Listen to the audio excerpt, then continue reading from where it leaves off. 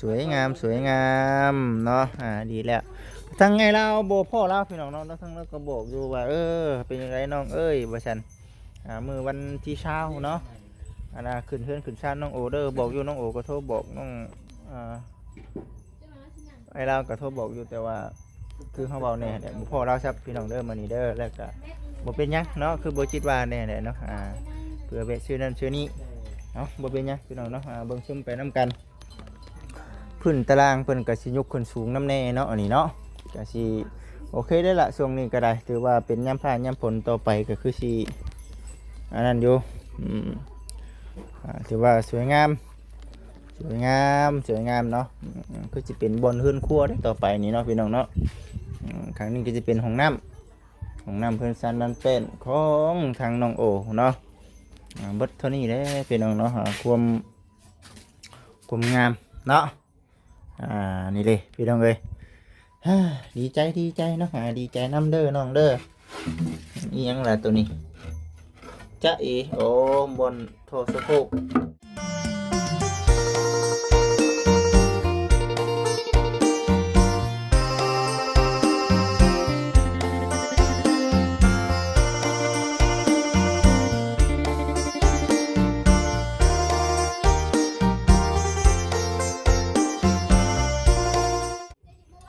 พี่น้องเด้อเปิดผ้ามาอีกบัดนี้เนาะพี่น้องเนาะเป็นเวลา สิเข้า5 โมงแหละพี่น้องเอ้ยเนาะ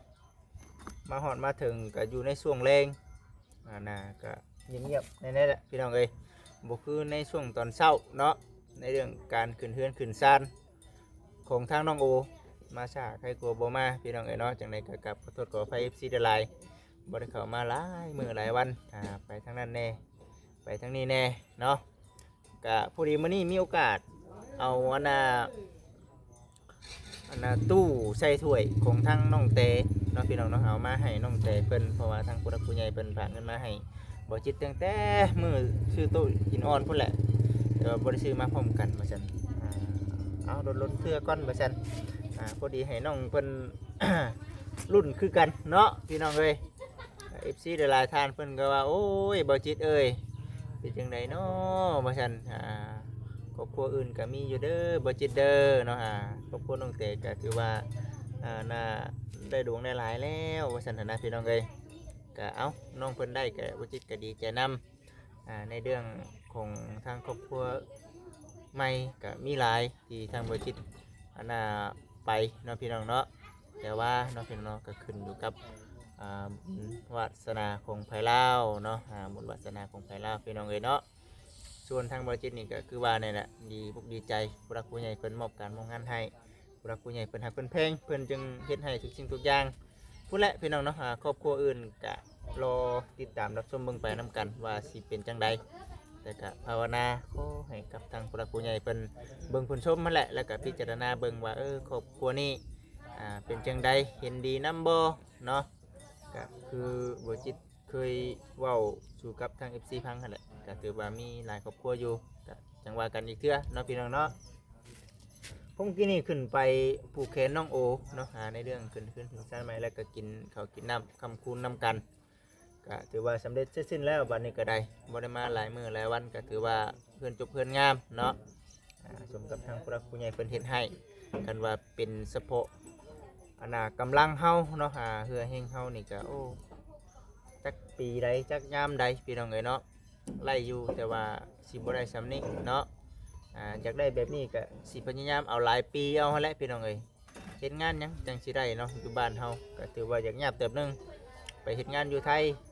ก็ถือว่าได้แต่ว่าก็หลายปีเติบได้พี่น้องเนาะเพื่อสิได้สำนี้นึงนับตั้งแต่ที่ทางจนฮอดเพื่อนซันลันเป็นเนาะเครื่องใช้เครื่องซอยหลายสิ่งหลายอย่างอันนี้ก็ถือว่าโอ้ขอขอบคุณเนาะทางผู้รักผู้ใหญ่เพิ่นที่มีน้ำจิตน้ำใจเฮ็ดให้กับทางน้องๆเพิ่นจังใดก็ตามแต่เนาะพี่น้องเนาะมีแต่ว่าหักแพงกันเนาะ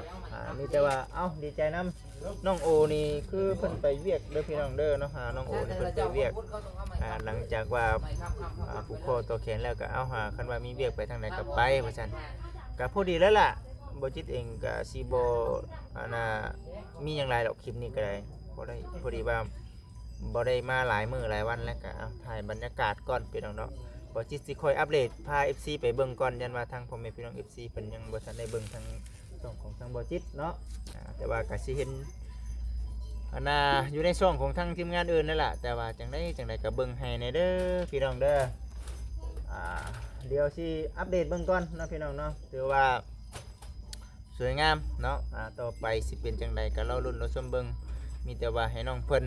นับตั้งแต่นี้ต่อไปเนาะขอให้อันน่ะลูกมันขยันในการเฮ็ดเวียกเฮ็ดงานหาเงินหาคำเลี้ยงเจ้าของบาดนี้ก็ได้ก็สิบ่คิดปุ๊กอังปานใดบาดนี้ก็ได้เนาะบนอยู่บนเช้าเฮือนซันลันเป็ดเอามีแล้วบาดนี้ก็ได้เนาะมีแต่ให้คิดอังเรื่องหาเงินหาคำบ่ให้นิ่งนอนใจได้เนาะพี่น้องเนาะคันนิ่งนอนใจนี่โอ้ยอยู่บ่ได้เนาะพี่น้องเอ้ยเฮาต้องดิ้นรนพี่น้องเนาะหาเงินหาคำหับจังหับบายไปบ่สิเชื่อว่าลูกผู้ชายเนาะคือทางน้องโอ้นี่ก็ในเรื่องของการเฮ็ดเวียกเนาะช่วงนี้ยามให้ยามหน้าไปหับจังหับบายไปพี่น้องเนาะไถให้ไถหน้าได้พี่น้องเนาะได้เป็นผู้หญิงก็อีกแบบนึงเพิ่นก็หับจังหับบายไปอีกแบบนึงเนาะไปจ้ะพี่น้องเนาะไปเบิ่งไปชมน้ำกันสิเป็นจังใดก็ได้นี่ดิพี่น้องเอ้ยถือว่าอยู่นี่พี่น้องเนาะโอ้ยเฮือนงามพี่น้องเนาะเฮือนน้องโอเด้อพี่น้องเด้อสวยงามเนาะดีแล้วทั้งไงเราโบพ่อเราพี่น้องเนาะทั้งเราก็บอกอยู่ว่าเป็นยังไงน้องเอ้ยว่าฉันมือวันที่เช้าเนาะขึ้นเฮือนขึ้นชานน้องโอเด้อบอกอยู่น้องโอก็โทรบอกน้องไอเราก็โทรบอกอยู่แต่ว่าคือเขาบอกเนี่ยบุพ่อเราซับพี่น้องเด้อมานี่เด้อแล้วก็บ่เป็นยังเนาะคือบ่จิตว่าเนี่ยเนาะเพื่อแวะซื้อนั่นซื้อนี่เนาะบ่เป็นยังพี่น้องเนาะเบิ่งชมไปนํกันพื้นตารางเพิ่นก็สิยกขึ้นสูงนำแน่เนาะอันนี้เนาะก็สิโอเคได้ละช่วงนี้ก็ได้ถือว่าเป็นยามฟ้ายามฝนต่อไปก็คือสิอันนั้นอยู่ถือว่าสวยงามเนาะก็จะเป็นบนเฮือนครัวได้ต่อไปนี่เนาะพี่น้องเนาะครั้งนี้ก็จะเป็นห้องน้ำเพื่อนซันดันเป็นของทางน้องโอเนาะเบิดเท่านี้เลยพี่น้องเนาะความงามเนาะนี่เลยพี่น้องเลยดีใจเนาะดีใจน้ำเด้อน้องเด้อนี่ยังล่ะตัวนี้จ๊ะอีโอ้บนโถสะโพกไปนี่อาบน้ำอยู่นี่โอ้ยเบิดเท่านี้แล้วพี่น้องเลยไปออกมาเบิ่งอยู่ข้างนี้ก็จะเป็นบอลเพิ่นก็ออกเด้อพี่น้องเนาะเพิ่นก็ออกบอลไว้เฮ็ดเฮือนครัวเนาะก็ออกมาทางนี้บอลอาบน้ำอาบในโอเคอยู่สำหรับบ่จิตว่าแล้วก็ขุดอยู่นี้นี่เนาะจักท่อว่าพี่น้องFC บ่จิตบ่ได้เบิ่งฮอตคลิปเด้อพี่น้องเด้อขอโทษขออภัยหลายๆจำกันบ่กับเพื่อนน้องแต่เนาะเอาเบิ่งไปนำกันอันนี้จะเป็นบนบันไดบนนั่งเด่นถือว่าโอเคคักพี่น้องเนาะบนนั่งเด่นเพื่อนก็อยากสีโฮกแน่เพราะว่ายังบ่ทันได้เก็บเมี่ยนเด้พี่น้องเด้อเนาะยังบ่ทันได้เก็บเมี่ยนเก็บกวดพอดีว่าเป็นมือเนาะเป็นมือที่อันนี้ซะเนาะขึ้นซานทางเทืองก็ได้โอ้ยเป็นจังไรละบาทนี่เป็นผู้เก็บเมี่ยนบ่ของไผตัวนี้ตื่นตั้งแต่จักโมงมื้อเช้านี่4 โมงโอ้โหแต่กระบาบแล้วเฮ็ดหยังแน่ตื่น4 โมงนี่เฮ็ดเนี่ยนึ่งข้าวแน่โอ้ยนึ่งข้าวเป่าไผเนาะเฮ็ดอยู่เฮ็ดกินทั้งสาวเทืองก็ได้เอาเฮ็ดไปเรื่อยๆเฮ็ดกับน้องกับนมต่อไปผลดีมันอาจสิตกมาถึงเฮาบาทนี้ก็ได้สาธุว่าไปซั่นแหละพี่น้องเอ้ยเนาะชัดเจนคือว่านี่แหละพี่น้องเอ้ยอนามัยให้ได้เต็มมื้อนี้ได้ติแม่นมื้อต่อไปอนามัยเองแม่นบ่โตไข่โตลาวโตไข่โตลาวอยู่ อ่า รับผิดชอบเอาเอง บาสิพิซซ่ามาเองบาดนี้พี่น้องเลยนั่นแหละถือว่าคักแล้วพี่น้องเอ้ย รับผิดชอบเอาเอง อืมเป็นหยังกองโพมบ่ตัวมันเสียแล้วเนาะแม่เนาะไปจุบ่จุไผแม่นบ่แล้วก็เป่า ดูน้ำเพิ่นเลยคือเศษอยู่ได้ ไปจุไผแล้วจุถิ่มหมดแล้วบนโจทย์ด้วยกองขี้เหงื่อทิ่ม หากเจ้าของเพิ่นจักอยู่ใส่อันนี้ ไปน้ำหมู่เพิ่นบ่ไปหยังก็ไปเรียกแน่บ่ซั่นน่ะนะพี่น้องเอ้ยเนาะในใดก็ตามรักษาเอาบาดนี่ผู้ใหญ่เพิ่นเฮ็ดให้เลยงามอยู่บ่ไอ้เทืองแบบนี้งามอยู่เนาะ เบิด งามเบิด แม่ เดี๋ยวก็งามเบิดพี่น้องเอ้ยเนาะอย่าบอกแล้วว่าจงไว้แต่อันขี้ไร่เนาะงามเบิดว่าซั่น หัวใจ อ๋อ เขาเลยนี่นะ เข้าบ่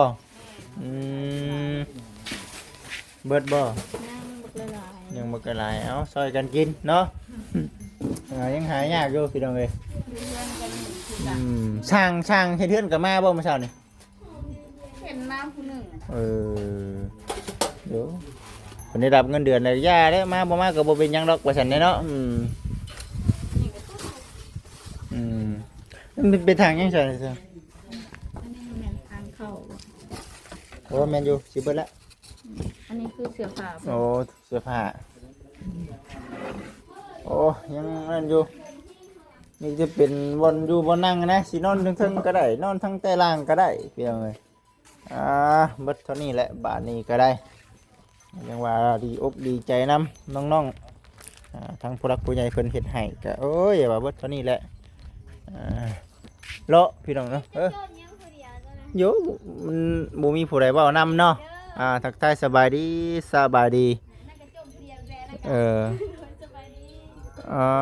เด้อ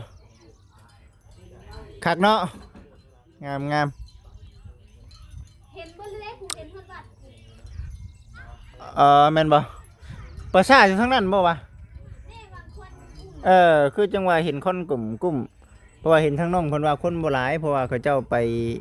อันน่ะเฮือนดีแม่นนั่นแหละพี่น้องเบิดเท่านี้แหละบาดนี้ก็ได้ทางผู้ใหญ่เพิ่นเฮ็ดให้ เสื้อผ้าบ่แม่นอันนั้นเสื้อผ้าโอ้บ่นั่นน่ะบ่แม่น ตัวนี้เด้อบัดนี้ต่อไปสิเฮ็ดหยังจังว่ากันอีกเทื่อนี่เนาะ เด็กคนสิกองเงินทัวร์ โอ้เพิ่นครัวบ่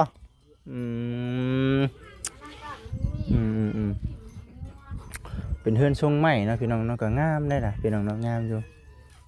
สวยงามเบิดเท่านี้แหละพี่น้องเอ้ยเฮือนงามนี่เนาะ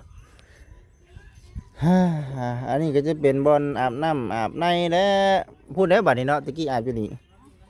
ตะกี้ ขนาดน้องมีห้องน้ำน้องยังอาบอยู่เกาะคือเก่า โย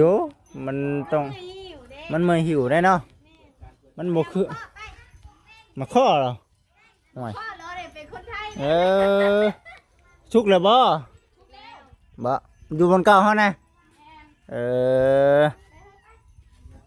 ห่วยเว้าเรื่องมาข้อมันเดือดหูตั้งโลดได้พี่น้องเอ้ยเนาะ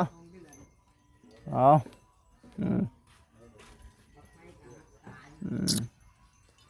เบิ่ง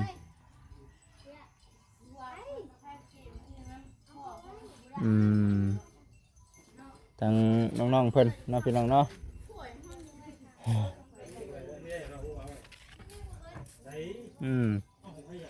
คือน้องเต้พี่น้องเอ้ยเนาะพุ่น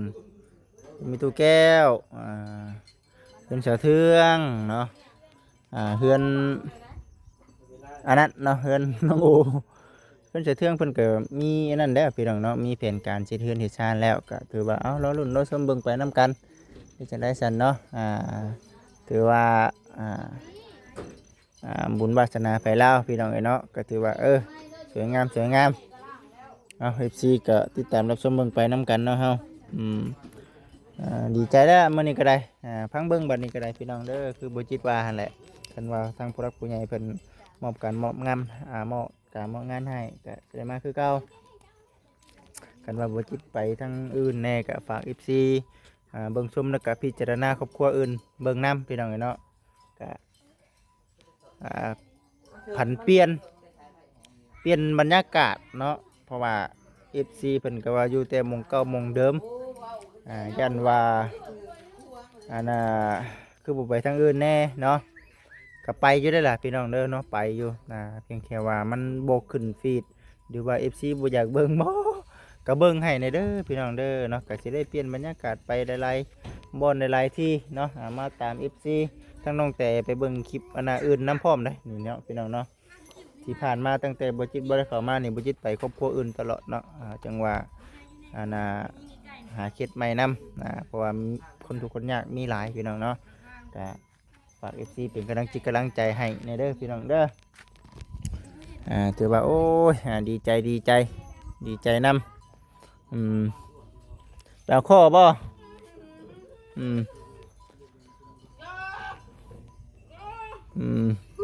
เฮ็ดพึ่งเฮ็ดวายบ่ออกเดี๋ยวนี้บ่มีบ่เฮ็ดละโงกแต่ก็เขาคือเอาได้เฮ็ดละโงก ว่าเนี่ยพอแกงไม่เคยเฮ็ดเพิ่งเฮ็ดละงูเฮ็ดอันพวก จะไปเอาอยู่ไสอันน่ะเฮ็ดน่ะเฮ็ดจะไปเอาอยู่ไส เฮ็ดนั่นนะเช้าคนไปน้ำไม้แล้วแม่นคนไป เกี่ยวว่าอยู่แถวนี้มันออกพากันไปหาสนองว่า สิไปเรื่อยนี่นะ อยู่ จะว่าบ่จิต อยู่เนาะคนมีก็บ่ไหวเขาดอกเนาะแถวนี้เนาะยันได้เบิดแล้วมันไปๆสบายดีเด้อสบายดี บ้านนี้มีงานชกนะก็คือคงจะไม่มีไปดอกเพราะว่ามีงานชกทั้งสองงานเด้ ว่าแต่มันมีข่าวอยู่เขาบอกอยู่ว่าแถวนี้ออก แม่น ออกอยู่บ่ อ๋อ เฮ็ดหยังก็ขึ้นมามื้อนี้เดือน สิไปเดี๋ยวนี้ เอาบ่สิไปเอาข้อสิรอเบิ่งน้ำทาง มีเฮ็ดเพิ่งเฮ็ดละโงกก็เฮ็ดปวก ถุงยาน้องแต่เอากระตาไปเด้อเอาไปละที่พ่อเฮ็ดเว้ยเอาพี่น้องเด้อเนาะในใดก็ยามีแต่สีเบิ่งน้ำกันเนาะ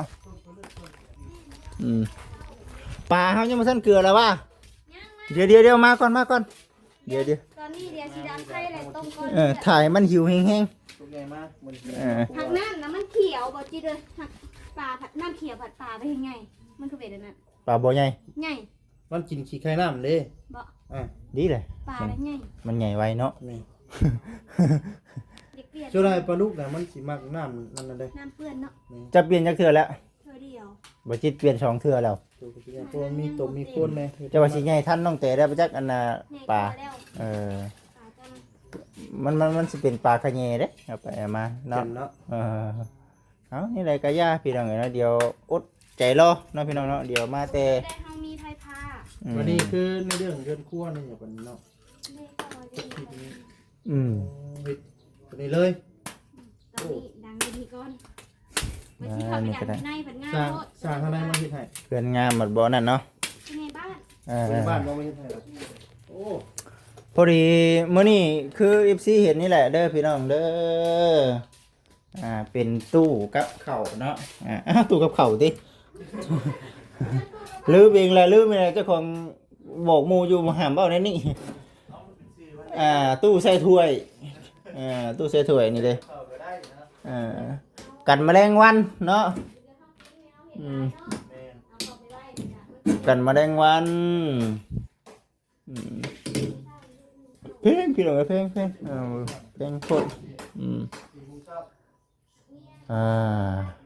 บ่จิตเคยซื้อให้ไผเนาะลืมเลยนะพี่น้องเนาะโอ้โต ชอบคาราลิกาบ่ได้เนาะ ไปพี่น้องลืมเลยลืมอีดี ตัวได้เฮา ลืมแท้ลืมว่า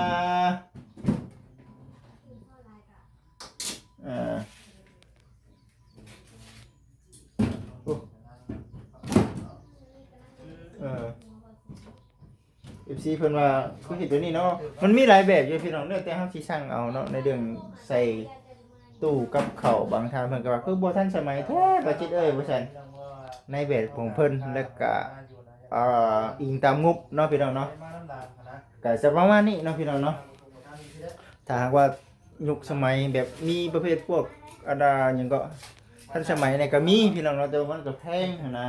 แต่ว่าบ่จิตว่าแบบนี้ก็โอเคอยู่หั้นนะพี่น้องเอ้ยเนาะโทรบอกว่าบอกสลีบอกจิต พอดีให้เจ้าบอกค่ะดิ นั่นบ่เรื่องหยังก็ เรื่องคือเพื่อนนี่แหละ บ่ แต่โทรบอกนะ บ่ตาว่ามื้อไหมบ่ตา น้องอันนั้นน้องโอเพิ่นโทรบอกอยู่พี่น้องเอ้ยเนาะตัวนี้ก็ได้โทรบอกอยู่เนาะ จะให้บ่จิตเกิดแต่แห้งแท้ จัก คุยกับน้องเพิ่นถาเบิ่งนี่แหละพี่น้องเอ้ยเนาะก็คือมื้อนี้ก็มาคือได้ยินข่าวว่าเจ้าสิเมื่อบ้านบ่ บ่มีเงินจ่ายค่ารถเอง คือเมื่อนี่ ก็เมื่อผู้เดียวดิ โอ้ มีไอ้บอยมา คือให้ทางน้องบ่เห็นเมื่อ ดำน้า ยังบ่แลยังหลายแต่บ่ซะ งามเลย ลาย เนาะ แม่เฮ็ดหน้า2ส่งบ่2ส่งหรือ3นี่แหละ โอ้เฮ็ด3ทุ่งโอ้พี่น้องเนาะถือว่าเฮ็ดหลายเด้เนาะ พอดีย่อครับว่า อืม ถือกันเลย ก็กล้วยงามเนาะกล้วยเนาะเกี่ยวขึ้นดุอึ้มเนาะ โอ้ยามปวดจิมันเลี้ยงไว้แล้ว แต่ก็โก้ขึ้นเนาะ เมื่อวันนี้นึ่งข้าววันนี้ เพราะว่าเพิ่นที่ต้มมันนั่นเด้อันที่ถือมาได้เลือด โอ้ เพราะว่ามันเป็นก้อนเลยก็เลยว่าสิ ตู้แก้วแล้วไปรับจ้างบ่ เป็นตู้แก้วเราบ่ได้อยู่เรือน4-5มื้อเลย แล้วไปหารับจ้างดำนาจ้ะ เราไปนอนดำนาบ้านน้อย อ๋อตัวแรกนี้มันก็แล้วบ่ได้เนาะ แม่น มันก็ไปหาเงินค่าใช้จ่ายแล้วเอง โดย นะ โดย ที่ว่ากันได้เป็นตัวนี้พี่น้องเอ๋ยเนาะ อืม ว่ามีก็น้องก็บ่ได้เฮ็ดหยังเด้ แม่นแหละ ถ้าบ่จิตไปเลยล่ะ เพิ่นไปเรียกเพิ่นเรียกเบาเพิ่น มันก็ไปเรียกเบาก่อน โดยนี่แหละพี่น้องเอ้ยเนาะก็คือว่าเอ็นมันมาเปลี่ยนแผนแล้วนิดนึงพี่น้องเนาะในเรื่องเฮ็ดของเฮ็ดครัวเนาะแต่เลยว่าเฮ็ดวงนี้พี่น้องเนาะบัดนี้ก็เปลี่ยนไปเฮ็ดอยู่ตัวหน้า นี่บ่ ผู้ปลาเขียวว่าจิตไปปลาเขียว มันมีน้ำบ่มีน้ำเลย จังว่าลองเบิ่งว่าซั่นเลยโอ้น้องบอยได้อายุตัวใหญ่แฮ่นน้องบอยการคืนนี้บ่เตือนแล้วบ่เห็นน้ำไม้พี่น้องเอ้ยเนาะผู้อ๋อตัวงามเนาะแม่นสวยงามความลายพี่น้องเอ๋ย เดินไปน้ำกันเด้อพี่น้องเด้อ